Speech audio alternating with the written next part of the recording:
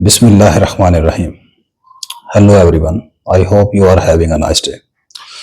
Welcome back to the class of number theory. In today's lecture, we are going to start a new chapter, solution of polynomial congruences. And particularly, I will discuss the solution of polynomial congruences with a prime power modulo. Although this chapter and this topic is not available in the book of David M. Burton, for this you can use classic book Theory of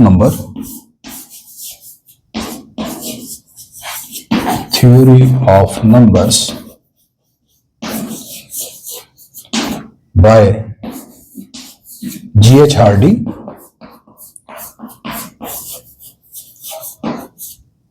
or the second book with the same title, Theory of Numbers by Andrew Elders.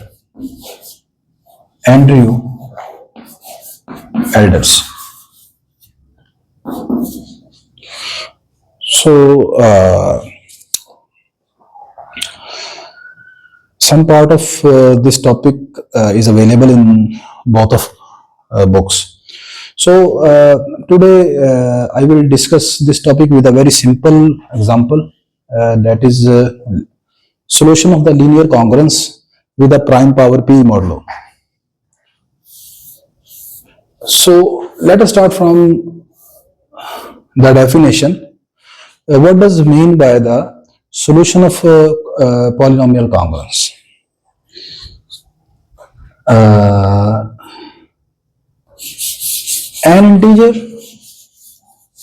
An integer c is called solution or root of polynomial congruence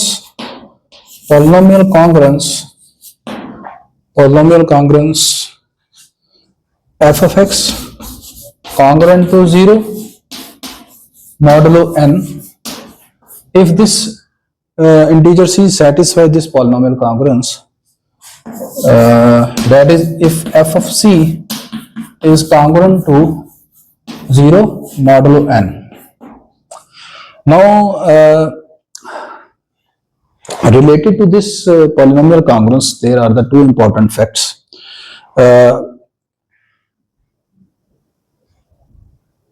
The first fact is that how many maximum number of solution of this polynomial congruence exist. The answer of the first question is that the number of solutions, at most, say this is 1.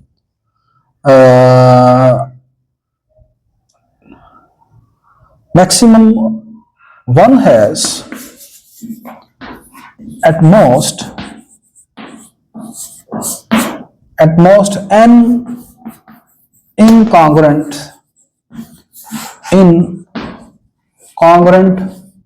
solution. And most interesting fact that solutions belong to the set and they belong to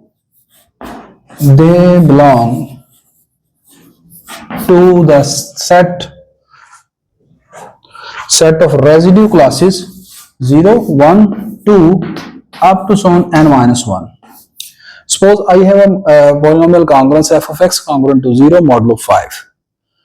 Then there will be at most 5 incongruent solution that can satisfy the polynomial congruence f of x congruent to 0 modulo 5. And this solution will always belong to the set 0, 1, 2, 3, 4. There is another class of integer that can be used. It is given by minus n by 2 less than x less than or equal to n by 2. The difference in both classes is that here the solution is always a non-negative integer, but here the solution maybe negative integers. For example, if your modulo is n is equal to 6, then in this case, total number of solution will be 6, 0, 1, 2, up to so on 5. And if you put n is equal to 6 here, this becomes minus 3, less than x less than or equal to 3. So the total number of solution are x is equal to, the number bigger than minus 3 is minus 2, minus 1, 0, 1, 2, 3. You can count this. These are also 6 solutions. But interesting fact, these 6 solutions are not different from the solution 0, 1, 2, 3, 4, 5. Any other solution other than these will always be congruent to any integer belong to the class. So if your polynomial congruence has a modulo n, then the total number of incongruent solution will be n, and that solution always belong to this set or either this set. You can choose any of the solution set. Next interesting fact is that here I have not discussed anything about the degree of the polynomial, and not restrict the modulo n to prime number or a composite. N could be and maybe any prime number or composite number. The universal law says if your modulo is n, then any polynomial congruence has at most n solutions. But if you restrict your modulo to a prime number p, no degree of the polynomial matter.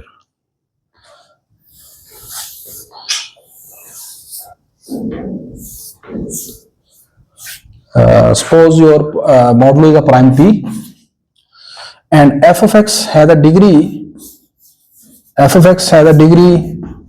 Suppose the degree of f of x is equal to d. When your modulo is a prime p, now in this case the maximum number of incongruent solution for this polynomial congruence will be d. For example, suppose we have a polynomial congruence f of x congruent to 0 modulo some prime number 13. Now the maximum number of solution of this congruence does not depend on the modulo, it depends on its degree. The maximum number of solutions, suppose its degree is 9. So at most 9 solution for this polynomial congruence exists modulo 13. So these are some basic facts that are related to the solution of polynomial congruence. Now I will move towards my main topic, prime power modulo. In this lecture, I will discuss the solution of the polynomial congruence of the form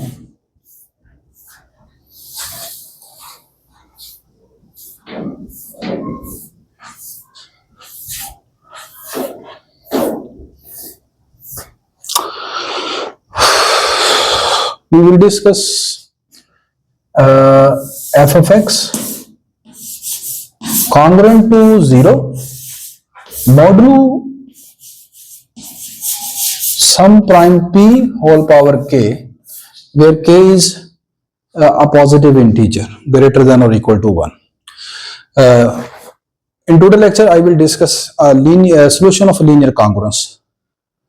So we start from a simple example. Solve 2x congruent to 5 modulo 27.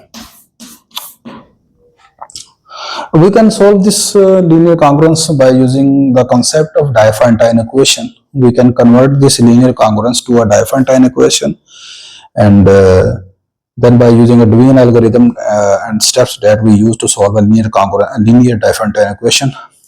But here I will give some different criteria, different technique to solve this linear congruence. So first thing is that firstly we have to check whether there exists any solution exist for this linear congruence or not. We have to find the GCD of the coefficient of x and modulo. Here GCD of 2 and 27, this is equal to 1. Clearly you can see 2 is an even number, 27 is an odd number.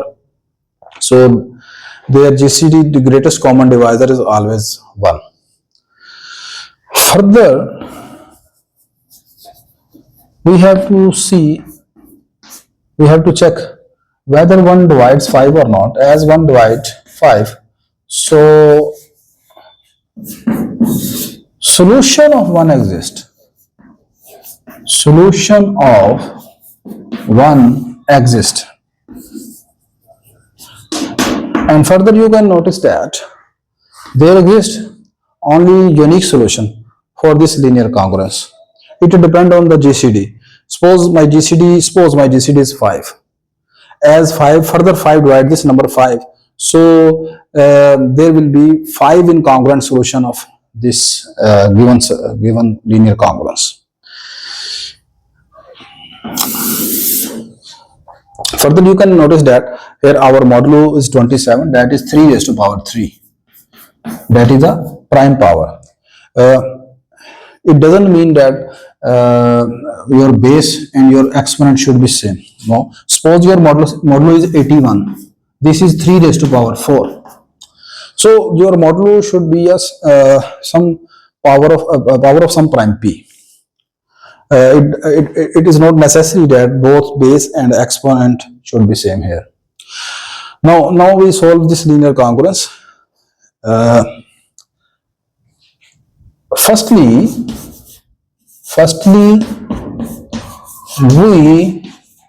we will find, or we will solve 2x congruent to 5 modulo 3. Then we will find solution of 2x congruent to 5 modulo 9, and finally we will reach to modulo 27. Okay. Here you can notice that this number 5 is bigger than 3. Here 5 is bigger than 3. So in the theory of congruences, when you find any number which is greater than our modulo, firstly we always divide that number by modulo. Here 5 is greater than 3. So when you divide 5 by 3, it gives the remainder 2. Here 5 is greater than 3 and 5 is congruent to 2 modulo 3. 2 mean a remainder after dividing 5 by 3. So we can replace 5 with 2. So this congruence becomes, say this is my congruence 2. 2 implies 2x congruence to 2 modulo 3. Now dividing on both sides by the common factor, which is 2 here, this becomes x congruent to 1 modulo 3. Here we will not write it as 3 by 2. Actually the result that I am using here for division, this is not simply by dividing the same common factor. Actually I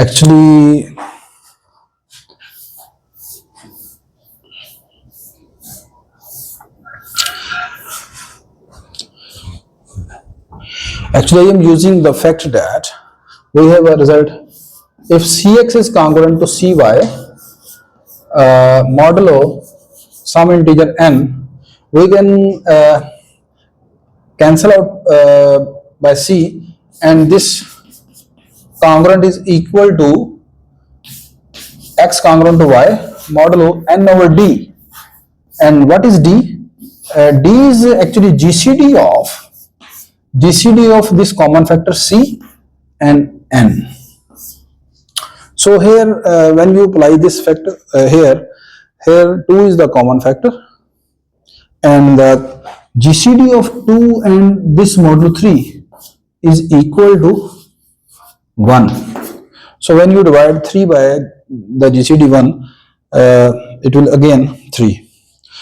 So x congruent to 1 modulo 3 is the solution of this congruence 2x congruent to 5 modulo 3.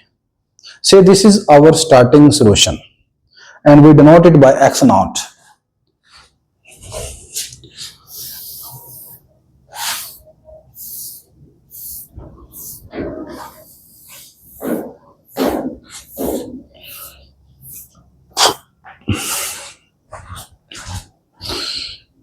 Okay.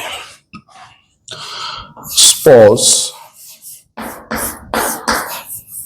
x naught equal to 1 is the starting solution.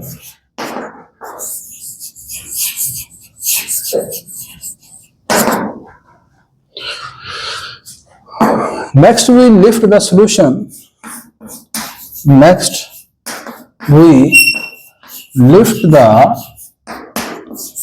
solution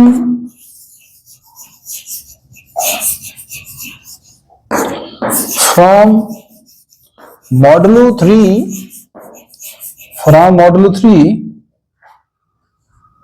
to modulo 3 square, which is equal to 9. So next we find the solution of the polynomial congruence.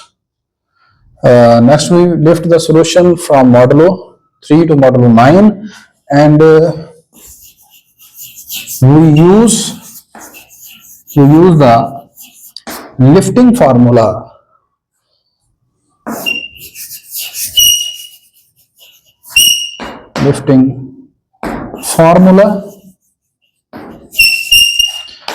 X is equal to x naught plus p time t, where p is our prime in the given polynomial congruence, and t, what is t? And t is an integer belong to the set of residue class 0, 1, 2, because our prime p is 3, so t belong to set 0, 1, 2. Suppose our prime is 5, then our t belong to 0, 1, 2, 3, 4. Substitute this value of x naught here. This implies put x naught is equal to 1 and p is equal to 3. This becomes x is equal to 1 plus 3t. Now we evaluate the different values of x by substituting the values of t here, and we check which value of x satisfy the linear congruence 2x congruent to 5 modulo 9, and the value of x that satisfy the linear congruence will be denoted by x1.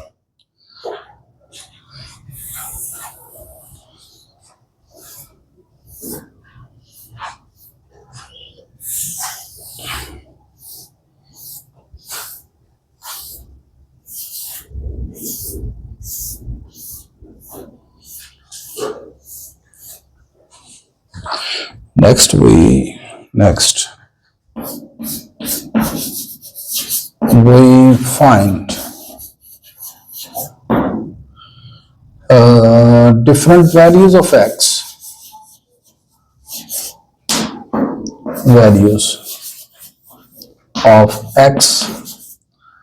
by substituting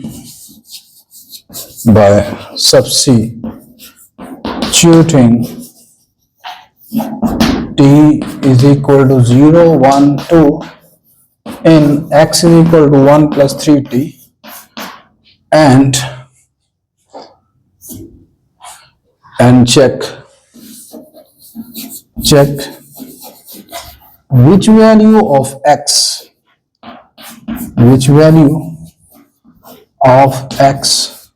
satisfy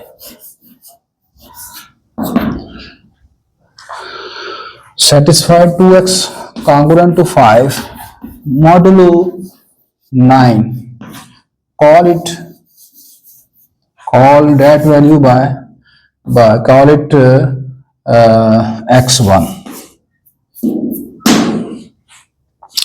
So we find the different values of x by substituting t is equal to 0, 1 and 2.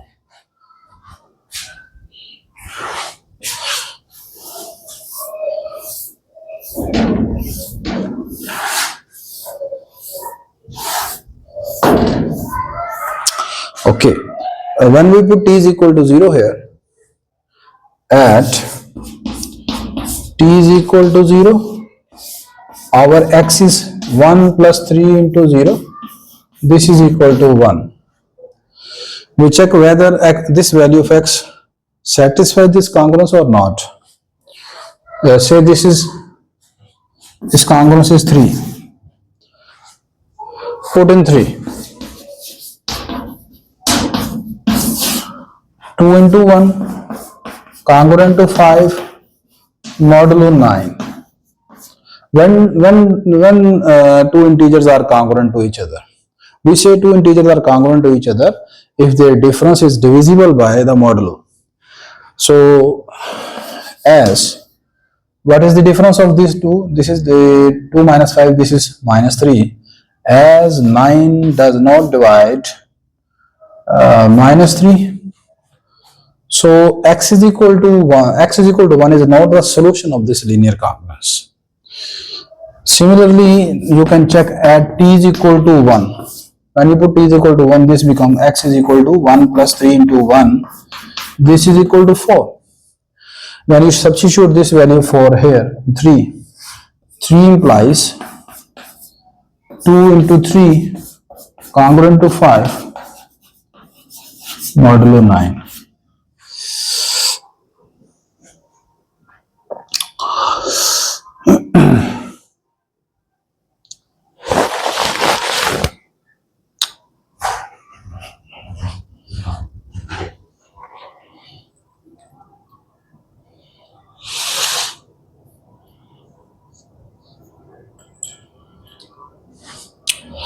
Okay.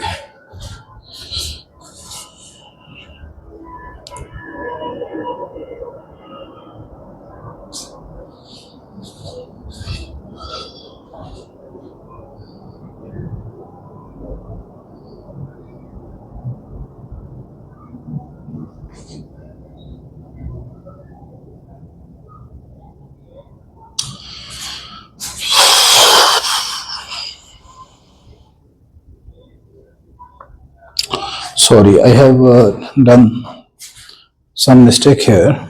When you put x is equal to 4 here, this becomes 2 into 4, sorry. This is 2 for the 8 minus 5, this is 3. 9 does not divide 3. So x is equal to 4 is also not a solution of this congruence 3. Lastly, when you put t is equal to 2 here, this becomes 2 3 is 6, 6 plus 1 7. If you put 7 here in 3, this becomes 2 7 the 14, 14 minus 5, this is 9. Yes, 9 divides 14 minus 5. This is true. 9 divided 14 minus 5. It means x is equal to 7 is a solution of this congruence 2x congruent to 5 modulo 3. Say we call this solution, or we denote this solution by x1.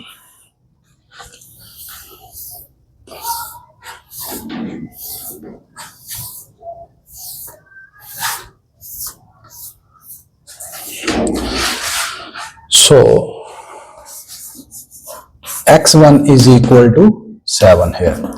Lastly, again we lift our solution from modulo 9 to modulo 27, and by using the lifting formula, at this time our formula will be x is equal to x1 plus t square times t, where t belong to the residue class 0, 1, 2. By substituting different values of t, we can find different values of x here. But firstly, what is x1? x1 is 7. My prime p is 3. 3 square is 9. 9t. Now we substitute different values of t here. We find different values of x and we will check which value of x satisfy the congruence, regional congruence 2x congruent to 5 modulo 27, and we denote this solution by x2, or lastly it is our solution of the original congruence, and finally we will denote it by x. So when you put t is equal to 0, your x becomes 7. Now substitute this value of x is equal to 7 here. Say this was our congruence 1. 1 implies, by substituting x is equal to 7 here, 1 implies 2 into 7 congruence to 5 modulo 27. You have to see whether the difference 2 into 7 14, 14 minus 5 9, is 9 divisible by 27? No. So 2 into 7 is not congruent to 5 modulo 7. This is not true.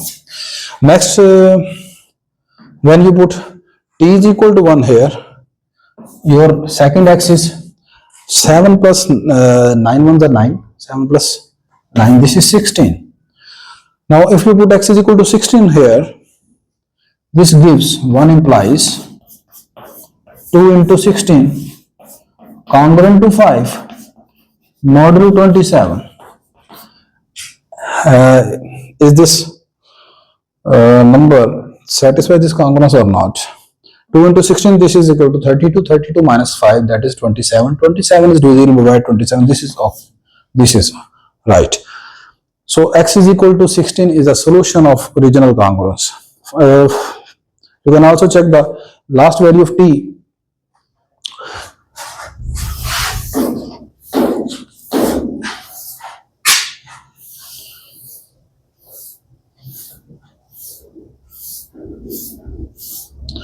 When you put t is equal to 2 here, this gives 7 plus 9 into 2, this is equal to 18 plus 7, 25. Put this value of x here, put this value of x here in congruent 1, this becomes 2 into 25 is congruent to 5 modulo 27. Is this congruent satisfied? 2 into 25, this is 50, 50 minus 5, this is 45, 45 is not divisible by 27, so this is not congruent to 5 modulo 27. So the solution of the congruence is, solution of the given congruence is, solution of 1 is, 1 mean this congruence, given congruence is x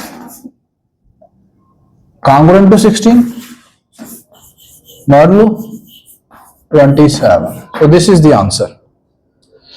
So I hope now you have a clear understanding how can we solve a linear congruence with a some prime power p.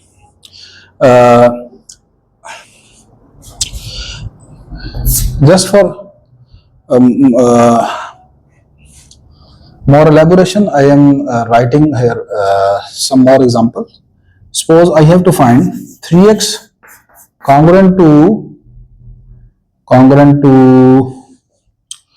8 modulo 27. I have to find a solution of this congruence. Is there any solution of this congruence? Firstly, we will find the GCD of these two numbers. GCD of 3 and 27, this is equal to 3. The first main condition is that now we have to check whether this GCD divide this number 8 as 3 does not divide 8. It means there does not exist any solution of this linear congruence, so there is no need to directly starting the question. The first important thing is that you have to check whether the GCD divide this number or not. As 3 does not divide this number 8, hence there is no solution of this linear congruence. Okay, inshallah in the next lecture we will discuss a more general method to find the solution of any polynomial congruence of any degree, degree 2, degree 3, degree 4, etc., other than the linear congruences. And for a solution, I will use a very important method that is known as